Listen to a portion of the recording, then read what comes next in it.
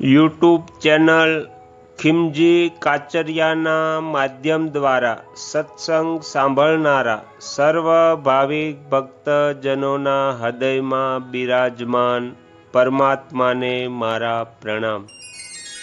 આજે આપણે નારદ પુરાણમાં 28મા ભાગનો પાઠ સાંભળીશું। હરિ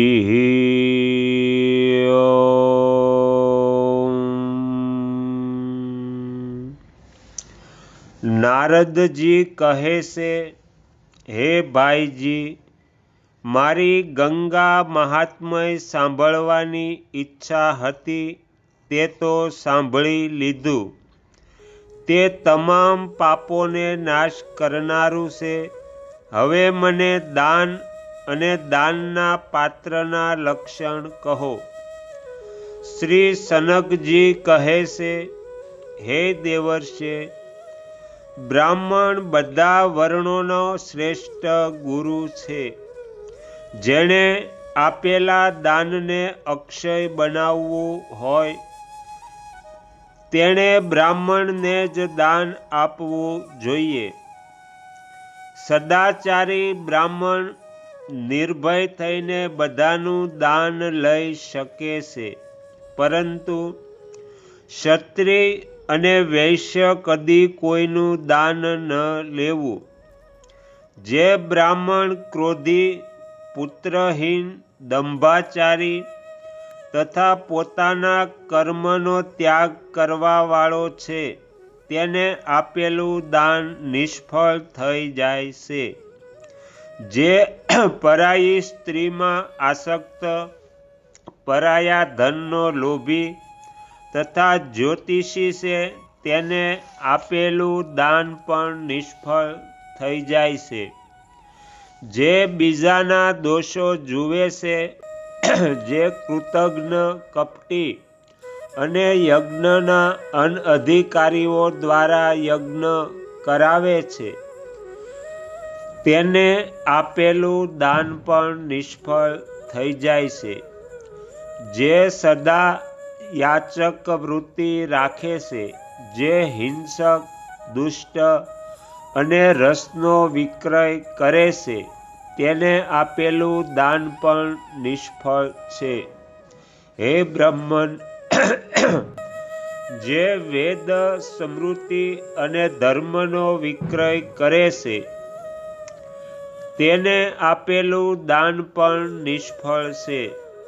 જે ગીતો ગાઈને જીવિકા ચલાવે છે, જેની સ્ત્રી વ્યભિચારિણી છે તથા જે બીજાને કષ્ટ આપે છે તેનું આપેલું દાન પણ નિષ્ફળ છે।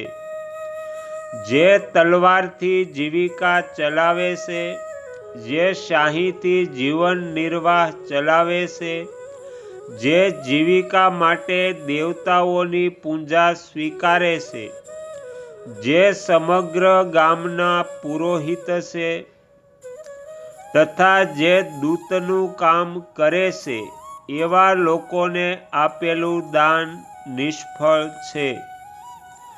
જે બીજાના માટે રસોઈ બનાવવાનું કામ કરે છે, જે કવિતા દ્વારા લોકોની વ્યર્થ પ્રશંસા કરે છે, જે વૈદ્ય તથા અભક્ષ્ય પદાર્થોનું ભક્ષણ કરે છે તેને આપેલું દાન પણ નિષ્ફળ છે।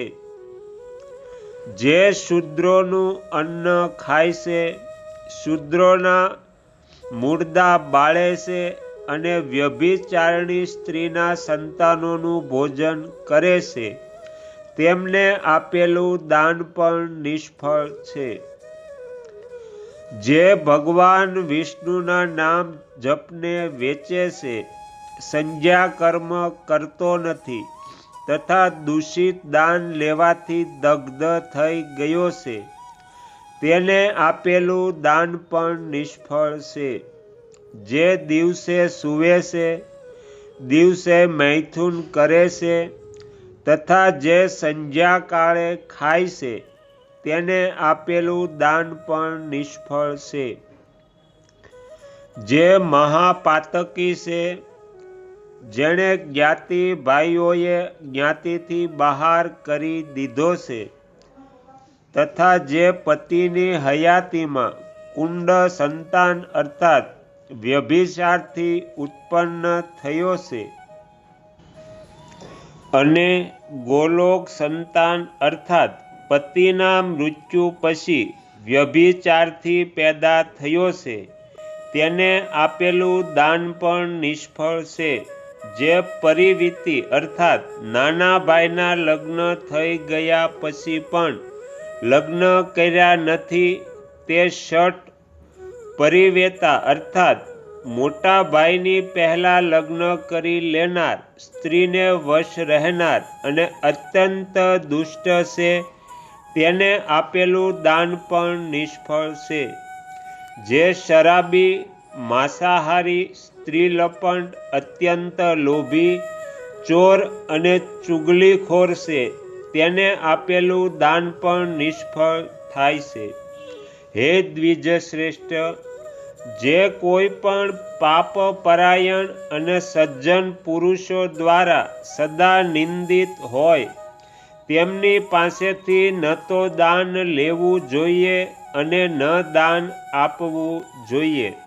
હે નારદજી, જે બ્રાહ્મણ સત્કર્મ કરતો હોય, તેને યત્નપૂર્વક દાન આપવું જોઈએ. જે દાન શ્રદ્ધાપૂર્વક અને ભગવાન વિષ્ણુને સમર્પણપૂર્વક આપવામાં આવ્યું હોય, તે ઉત્તમ દાન કહેવાય છે. હે નારદજી, આ લોક તથા પરલોકના લાભથી ઉદ્દેશ્યથી જે સુપાત્રને દાન આપવામાં આવે છે, તે સકામ દાન મધ્યમ માનવામાં આવે છે. જે દંભથી, બીજાની હિંસા માટે, અવિધિપૂર્વક, ક્રોધપૂર્વક, શ્રદ્ધારહિત અને અપાત્રને આપવામાં આવે છે, તે દાન અધમ માનવામાં આવ્યું છે. રાજા બલિને સંતુષ્ટ કરવા માટે અર્થાત અપવિત્ર ભાવથી તથા અપાત્રને આપેલું દાન અધર્મ, સ્વાર્થ સિદ્ધિ માટે આપેલું દાન મધ્યમ તથા ભગવાનની પ્રસન્નતા માટે કરેલું દાન ઉત્તમ છે, એવું જ્ઞાની પુરુષો કહે છે. દાન, ભોગ અને નાશ આ ધનની 3 પ્રકારની ગતિઓ છે. જે ન દાન કરે છે, ન પોતે ઉપભોગ કરે છે, તેનું ધન માત્ર તેના નાશનું કારણ થાય છે. હે બ્રહ્મન, ધનનું ફળ છે ધર્મ, અને ધર્મ તે જ છે જે ભગવાન વિષ્ણુને પ્રસન્ન કરનારો છે. શું વૃક્ષો જીવતા નથી? વૃક્ષો પણ જગતમાં બીજાના હિત માટે જ જીવે છે.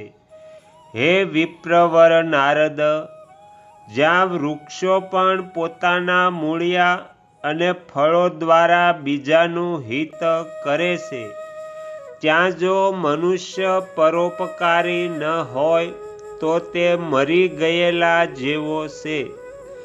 જે મરણશીલ માનવ શરીરથી, ધનથી અથવા મન અને વાણીથી પણ બીજાનો ઉપકાર કરતો નથી, તેમને મહાન પાપી સમજવા જોઈએ. નારદજી, આ વિષયમાં હું એક યથાર્થ ઇતિહાસ કહું છું, સાંભળો. તેમાં દાન વગેરેના લક્ષણ પણ બતાવવામાં આવશે. સાથે સાથે તેવા ગંગાજીનું મહાત્મય પણ આવી જશે, જે સર્વ પાપોનું નાશક છે. આ ઇતિહાસમાં ભગીરથ અને ધર્મનો પુણ્યમય સંવાદ છે. તો અહીંયા નારદ પુરાણમાં 28મો ભાગ સમાપ્ત થાય છે. ભગીરથ અને ધર્મનો પુણ્યવદ સંવાદ હવે આપણે 29મા ભાગમાં સાંભળીશું. તમે તમારો કિંમતી સમય આપી એકાગ્ર ચિત્તે આ નારદ પુરાણ સાંભળ્યું એ બદલ હું આપ સૌનો ખૂબ ખૂબ આભાર વ્યક્ત કરું છું. અને તમને જો આ નારદ પુરાણ ગમ્યું હોય તો બીજા 5 લોકોને સંભળાવજો. શ્રી સદ્ગુરુ દેવની જય. આગળના વિડીયો જોવા માટે આ ચેનલને સબસ્ક્રાઈબ કરો અને જો આ વિડીયો પસંદ આવ્યો હોય તો લાઈક કરો.